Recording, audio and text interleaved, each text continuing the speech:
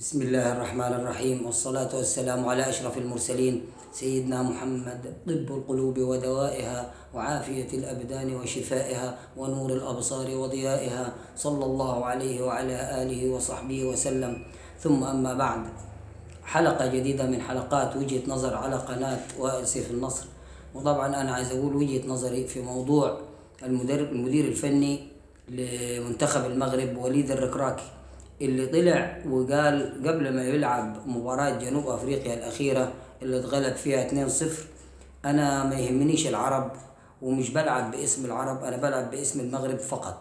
حقه، هو حقه يقول كده، وإحنا حقنا نشجع جنوب أفريقيا بعد ما فازت. إحنا طبعا في الأول وفي الآخر بلاد عربية، فكنا بنشجع المغرب برضه وقت المباراة والله، لغاية ما اتغلبوا. وللأسف الشديد زعلنا على ضياع ضربة الجزاء من أشرف حكيمي، أفضل لاعب طبعا في منتخب المغرب، يعني بوضعه في فريق باريس سان جيرمان، فهو ضيع ضربة الجزاء. وطبعا عظماء كرة القدم بيضيعوا ضربات جزاء، مش دي الفكرة. الفكرة إن منتخب المغرب اتغلب. طب المنتخب المغربي اتغلب ليه؟ طبعا إرادة الله فوق كل شيء، وربنا رايد لجنوب أفريقيا، لأن جنوب أفريقيا الدولة الوحيدة في العالم اللي قدرت توقف وتقدم ترفع قضية في محكمة العدل الدولية وفي مجلس الأمن ضد الكيان المحتل الصهيوني اللي واقف ضد العرب كلهم. وإحنا من بعضينا متفككين، إحنا داخل بعض، داخل الدول العربية نفسها متفككة. وللأسف الشديد الحكام نفسهم والقيادات والمتسلطين على الدول العربية، كل القيادات بصفة عامة في الدول العربية خانعة لأمريكا عشان ما تعرفش غصب عنهم ليه. مش فاهم يعني. احنا كمصر عشان الفلوس، عشان احنا غلابة معناش فلوس، فكل شوية بيسلفونا صندوق النقد الدولي وكلام فاضي. طبعا معاهدات وكله ربنا يرحمنا طبعا. طب دول كده، واحنا والجزائر والمغرب وليبيا ولبنان والكلام ده كله. طب السعودية والامارات والبترول اللي عندهم ده كله، المفروض انتوا تمسكوا العالم. فبرضه يعني ربنا رايد انه الناس دي كلها تكون خانعة، ولكن الشعوب من جواها الشعوب مش راضية. ولذلك الدول كلها والشعوب دي كلها واقفة مع جنوب افريقيا في المنتخب في كأس الامم الافريقية. كأس الامم الافريقية اللي شغالة دي، الناس كلها بتشجع جنوب افريقيا. ليه؟ لموقف واحد، اللي هو ايه؟ التصدي للكيان الصهيوني في محكمة العدل الدولي، وهي الوحيدة الدولة اللي رفعت قضية واتحكم فيها، وطبعا جاري الحكم فيها ولسه هيسوفوا كتير دول. طبعا انت عارف اوروبا وامريكا يعني قوة عظمى، ففعلا قوة عظمى. لكن احنا المفروض نقف مع بعض. يعني واحد زي وليد الركراك يطلع يقول انا ماليش دعوة بالعروبة، مع ان في سنة كام 48 49 44 الله اعلم، انا مش متذكر طبعا، بتكلم من الذاكرة. النادي الاهلي وقف ضد اتحاد كرة القدم المصري اللي ما كانش موافق، لانه ساعتها كان الحكم العثماني طبعا، والملك فاروق وكله تابع للدولة العثمانية. ففلسطين كانت تبع مصر، والسودان كانت تبع مصر، وطبعا الدول الجيراننا كلهم كانوا تبع الخلافة العثمانية لغاية الأربعينات والثلاثينات، لغاية ما جت ثورة 52 وشالت الملك. المهم ان في الكلام ده كله الاهلي راح ولعب في فلسطين ووقفوه، يعني تم ايقاف الاهلي عشان راح لعب في فلسطين غصب عن الاتحاد المصري لكرة القدم اللي كان خانع للملك. وللأسف ضد النادي الأهلي اللي رايح يلعب في فلسطين، وراحوا ولعبوا في فلسطين ويتوقفوا. ده اللي أنا أتذكره. طبعا اللي عايز يعني يستفهم أكتر يخش ويتفرج ويشوف الحقيقة كانت فين.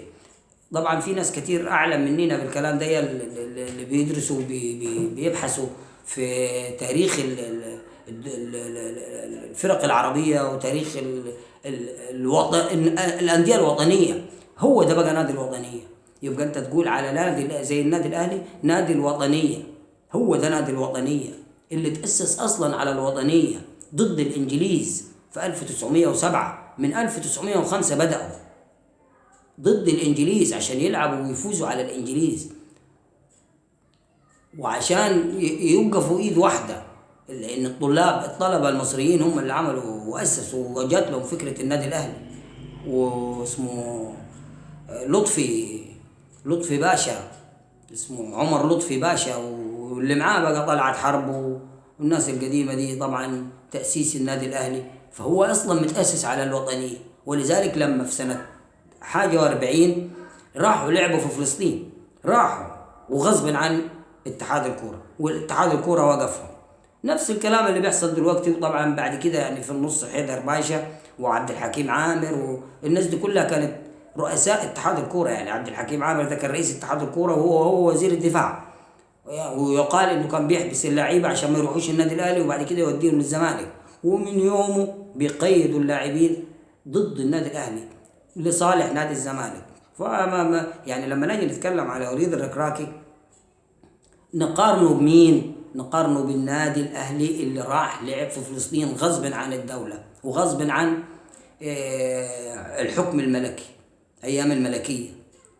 وحاليا النادي الاهلي هو النادي الوحيد اللي بعت عربيات وسيارات كبيره اللي هي المعونات لفلسطين، اللي ما رضوش يدخلوها. والله اعلم دخلوها بعد كده ولا ما دخلوهاش. طبعا الاهلي بعت 5 عربيات كبيره وشفناها كلنا على وسائل التواصل الاجتماعي. فالاهلي اهلي، لا الاهلي اهلي، قيادات الاهلي اهلي. النهارده مين بيتكلم في غزه وفي فلسطين وفي الكيان الزفت المحتل ده الا مثلا واحد زي ابو تريكه في البي ان سبورت. ولما بيتكلم بيوقفوه عليه ضغوط، بس بيتكلم غصب عنه لازم يتكلم. فاحنا نفسنا بنتكلم مجبرين ان احنا نتكلم. هنعمل ايه؟ اخواتنا.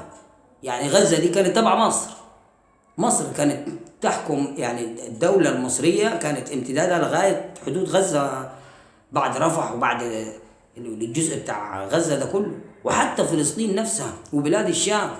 كان اللي بيملك من بلاد الشام هو اللي بيملك مصر. اللي يعني الحاكم كان حاكم واحد. كلنا كنا تحت الخلافة العثمانية وتحت الخلافة اللي قبليها اللي هي أيام المماليك وأيام سليم الأول. الكلام ده كله كانت غزة ومصر وفلسطين ولبنان والشام. الشام كله كان تبعنا واحنا كنا تبعهم.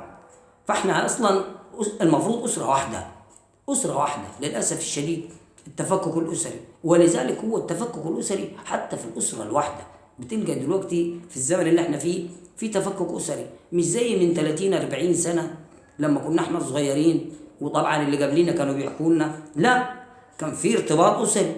كان الإخوات كان بيعيشوا في بيت واحد، وكان كل واحد بيروح عند صاحبه ويروح عند أخوه ويروح عند جيرانه ويخبطوا. ده دلوقتي الجيران إحنا في أسوان في جيران في جيران عفوا في جيران ما يعرفوش البيت اللي جيرانهم شكله إيه.